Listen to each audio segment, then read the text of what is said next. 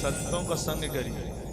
गोकर्ण जी महाराज अपने पिताजी को बता रहे हैं, कई बार बच्चे भी विद्वान निकल जाएं और पिताजी को अच्छी बातें बताएं तो पिताजी को भी स्वीकार कर लेना चाहिए और पिताजी को यह नहीं मानना चाहिए कि बच्चा मेरे को सिखाएगा। कई बार ऐसा भी सुनने को मिलता है। हाँ? अच्छी बात बता रहा है आपका पुत्र तो उसे आपको हंसी खुशी से स्वीकार करना चाहिए। अब यही तो गोकर्ण जी महाराज अपने पिताजी को ज्ञान दे रहे हैं और आत्मदेव भी कम बड़े विद्वान नहीं है, लेकिन उनके पुत्र सब ज्ञान दे रहे हैं। इसलिए भैया हम लोगों को भी सत्संग करना चाहिए कि नहीं? और सत्संग असर जीवन में होता है। अरे जीवित मैं कहता हूं क्या, आप किसी जिसके अंदर जीव ना हो, हाँ, निर्जीव व्यक्ति का भी मतलब सत्संग कर लो, संग कर लो, कुसंग कर लो, जो भी कहो, उसका प्रभाव जीवन में हो जाता है। तो जब किसी अच्छे पुरुषों का संग करोगे जीवन में प्रभाव कैसे नहीं होगा। जैसे एक बार एक संत जी थे, जंगल के अंदर, घनघोर जंगल में रहते थे, लेकिन उनकी एक राजा से मित्रता थी। एक बार राजा को कहीं विदेश जाना हुआ, राजे के पास दिव्य तलवार थी, चमकती हुई। राजा जितना विश्वास संत जी से करता था किसी से नहीं करता था। तो राजा ने सोचा मैं कहीं बाहर जा रहा हूं, कुटिया, संत के कुटिया में जाकर तलवार को रख दूं।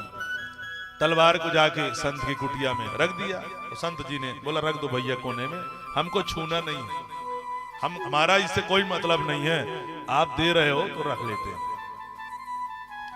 अब चले गए। अब संत जी जो है भजन करें, नाम जपें और एक बार तलवार को भी देख लें। एक दिन जो है कहीं जाते हैं फल तोड़ने के लिए, हम नित्य जाते थे, संत हैं, फल इत्यादि तोड़ने के लिए। फल कुछ दूर में था, अब नहीं पहुंच पा रहे थे, तब ध्यान आया, अरे तलवार को लेके आता तो बढ़िया फल तोड़ लेता। दूसरे दिन सोचते तलवार लेके जाया करूंगा। दूसरे दिन जाते हैं तलवार लेकर के, फल तोड़े। ऐसे करते करते भाई अब डेली उनके नित्य हाथ में तलवार, संत के हाथ में। अब एक दिन ऐसा हुआ, कोई व्यक्ति पीछे से आकर के उनको अचानक से डरा दिया। वहीं जंगल में आकर के संत जी डर गए और इतना डरे कि उस व्यक्ति के सिर को ही अलग कर दिए। बोलिए राधे राधे। अब बताइए ये किसका प्रभाव के कारण हुआ? तलवार के संग के कारण।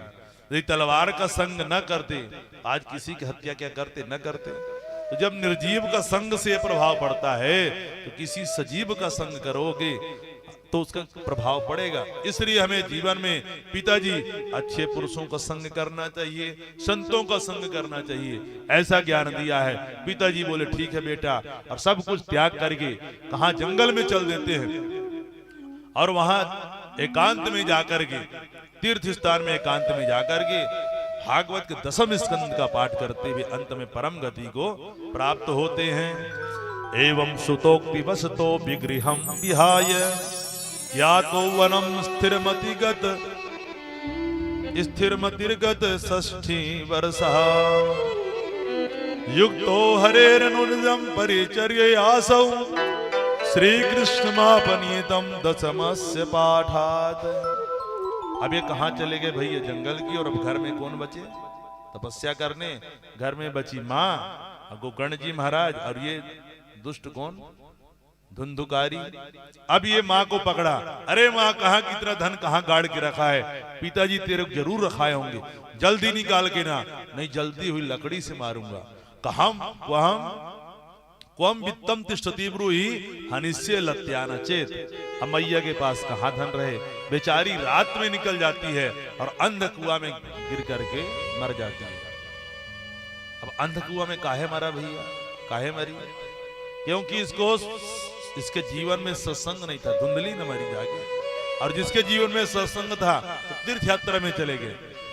जब कुसंग होता है तो हमारी मृत्यु अंध कुएं में होती है, अब सत्संग होता है तो तीर्थ यात्रा में जाकर के देह त्याग करते हैं। बोलिए राधे राधे। आप गोकर्ण जी बोले अब नंबर हमारा है, अब हमारा भाई हमारे ऊपर जो है नंबर लगाएगा। तो बात बनाते, बोले भैया हमको तीर्थ यात्रा जाना है। बोले ठीक है, बात बना करके तीर्थ यात्रा करने को कर्ण जी चल देते हैं। और इधर ये 5-5 गणिकाओं को घर में लाके 5-5 वेश्याओं को ला करके घर में रख लेता था और ला करके चोरी करे, डकैती करे, उनको धन लेकर के दिया करता था। एक दिन गणिकाओं ने सोचा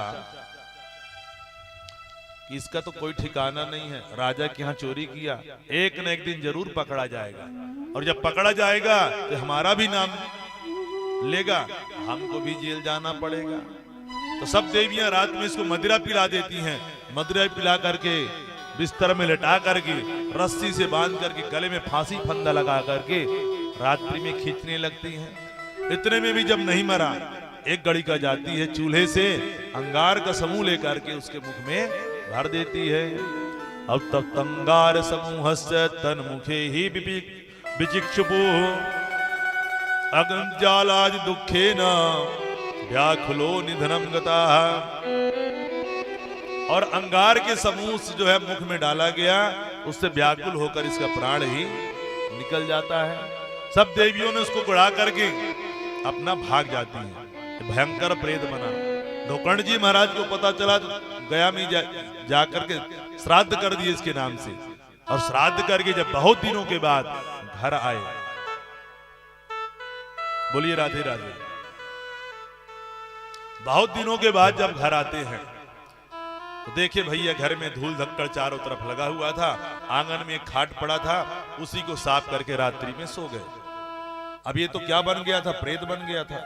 और रात्रि 12 बजे ये प्रेत प्रकट होता है। रात्रि में 12 बजे के बाद भैया एकांत स्थान में ज्यादा नहीं जाना चाहिए। 12 से 2-3 के बीच भूत प्रेत का समय होता है। हाँ, ऐसे इस समय में जो बच के रहना चाहिए। तो कभी भी, और ऐसे जब रात्रि में कोई बाहर निकलता, कई बार उनको भूत प्रेत पकड़ ही लेता है, क्योंकि भूत हैं संसार में। यदि भगवान है तो भूत प्रेत भी हैं, उनके कई स्वरूप हैं। तो 12 बजे रात अचानक से जो है एक छोटा सा भेड़ का बच्चा प्रकट हुआ।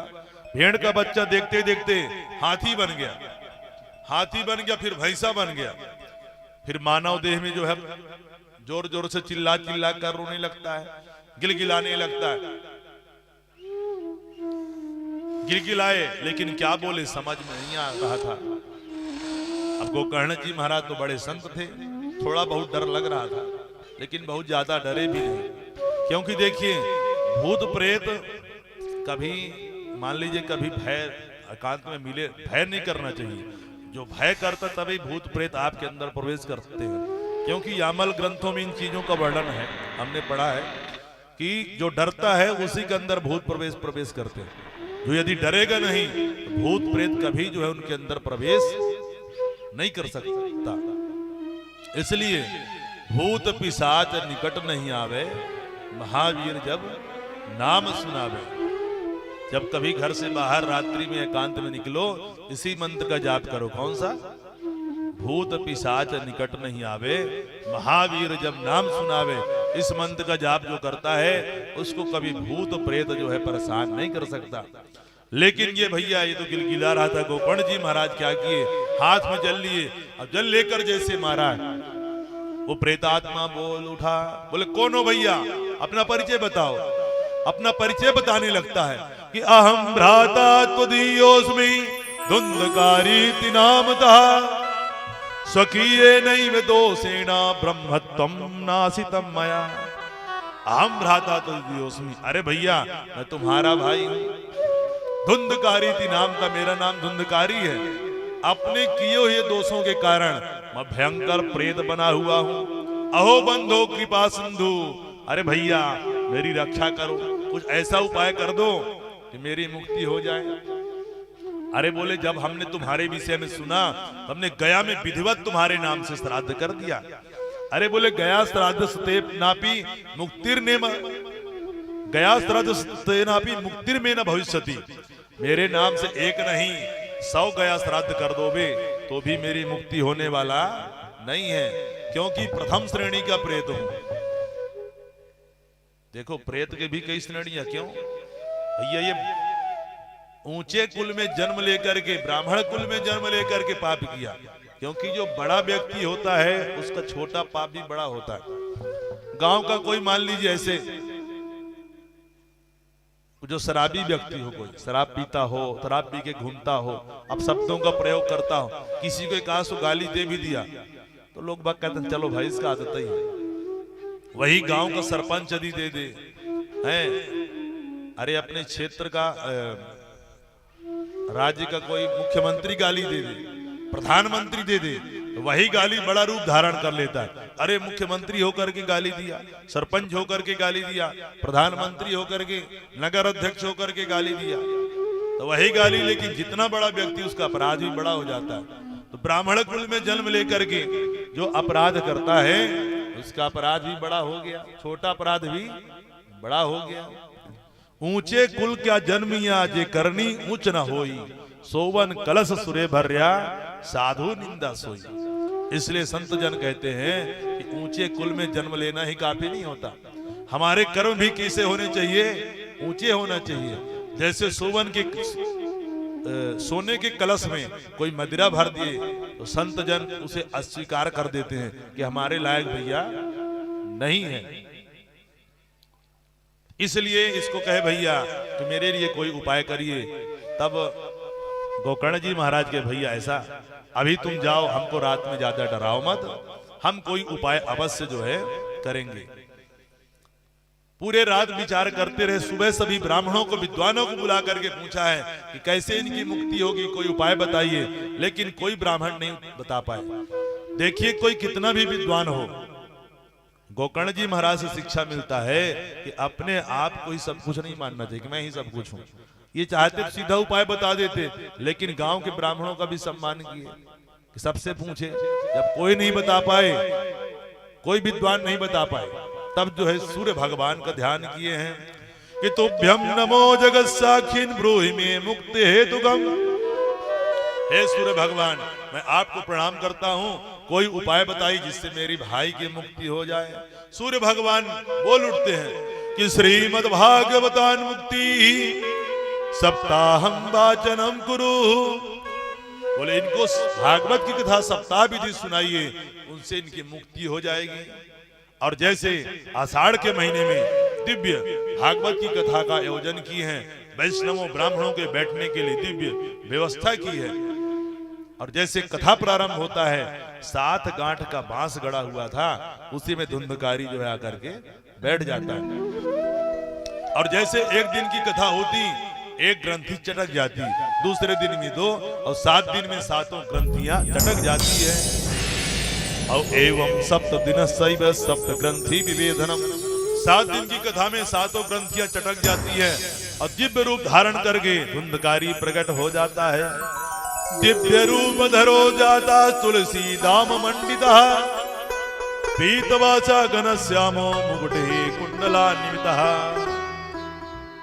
और बड़े प्रेम से भागवत की महिमा गाने लगता है कि धन्य है भागवत की कथा। भागवत की कथा सुनने से मेरे जैसा प्रथम श्रेणी का जो प्रेत है वो भी आज मुक्त हो गया। कि धन्या भागवती वार्ता प्रेत पीड़ा विनाशनी, सप्ताहोपि तथा धन्या कृष्ण लोक फल प्रदा। धन्य है, बार बार भागवत भगवान की जयकारा जोर जोर से करने लगता है। बोलो श्रीमद् भागवत महापुराण की जय हो, आनंद कंद भगवान की जय हो। जैसे कथा की जयकारा लगाई, इतने में भगवान के पार्षद आ जाते हैं भैया। पार्षद सिंहासन लेकर के प्रकट हो गए। मुक्त हुआ कौन? धुंधकारी।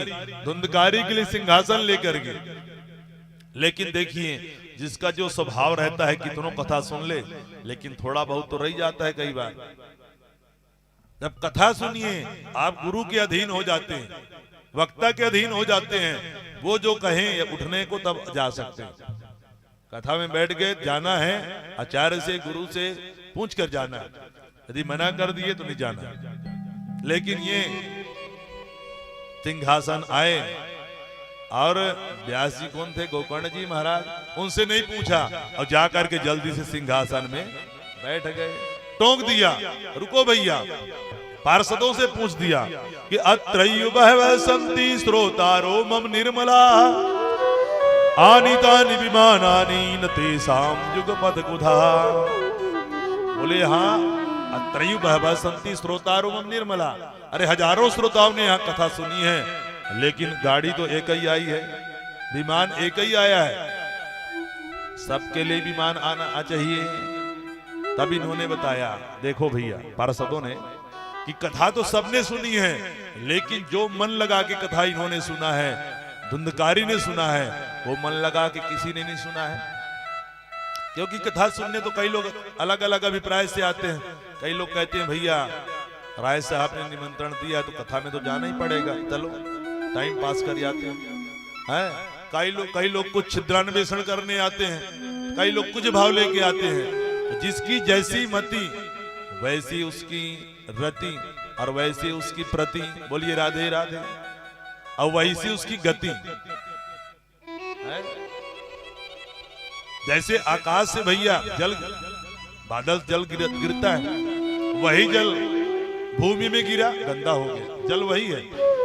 वही जल सर्प के मुख में ही चला गया, विष हो गया। वही जल गंगा जी में चला गया, गंगा जल बन गया। अब बारिश एक प्रकार से हो रही है, अब जिसकी जैसी परिणति वैसी उसकी गति। अब जो जैसा स्वीकार जो है कर ले, क्योंकि श्रोता तीन प्रकार के होते हैं, एक श्रोता, सरोता और श्रोता। जो श्रोता होता है बड़े प्रेम से कथा सुनता है, एक सरोता होता है, उसको सरोता की जैसी बात भी चलती है। बैठेंगे 2-3 लोग ही बैठेंगे, ग्रुप में बैठते हैं वो लोग, सरोता। अब एक शब्द महाराज जी का सुनेंगे, हाँ फिर बात करेंगे, अरे महाराज जी अच्छी कथा कह रहे हैं, हाँ फिर ये फिर वो, माने जितना कथा सुनेंगे उतना बात भी करेंगे। उनको क्या कहते हैं? सरोता। अब एक हो गए सोता, बढ़िया मिल जाए कुछ टेकने के लिए, बढ़िया उसमें सो, तो उसको क्या कहते हैं? सोता। तो सबसे उत्तम कौन होता है? श्रोता, जो एक एक बात जो है बड़े प्रेम से ग्रहण करके श्रवण करे और अपने जीवन में उतारे, उसे क्या कहते हैं? श्रोता। तो ये बड़ा भले दुष्ट था भैया धुंधकारी, लेकिन अभी संकट में था, इसलिए बड़े प्रेम से कथा सुना कि श्रवणस्य विभेदेन फल भेदो त्रिसंस्थितः। बोले ठीक है, इस प्रकार से उनको विदा किया। पार्षद लोग लेके चल देते हैं धुंधकारी को। धुंधकारी दिव्य लोक को प्राप्त किया। फिर से श्रावण के महीने में दोबारा कथा का आयोजन करते हैं, और जितने श्रोता थे इस बार सभी ने मन लगा के कथा सुनी। जिस प्रकार से राम जी महाराज पूरा अयोध्या वासियों के साथ गोलोक धाम प्रस्थान किए थे, स्वयं भगवान कृष्ण गोकर्ण जी महाराज को प्रकट होकर के गले लगा लेते हैं और सभी श्रोताओं के साथ दिव्य लोक को प्रस्थान करते हैं गोकर्ण जी महाराज। कि अयोध्या वासिनः पूर्वं यथा रामेण संगता तथा कृष्णेन ते नीता गोलोकं योगी दुर्लभम।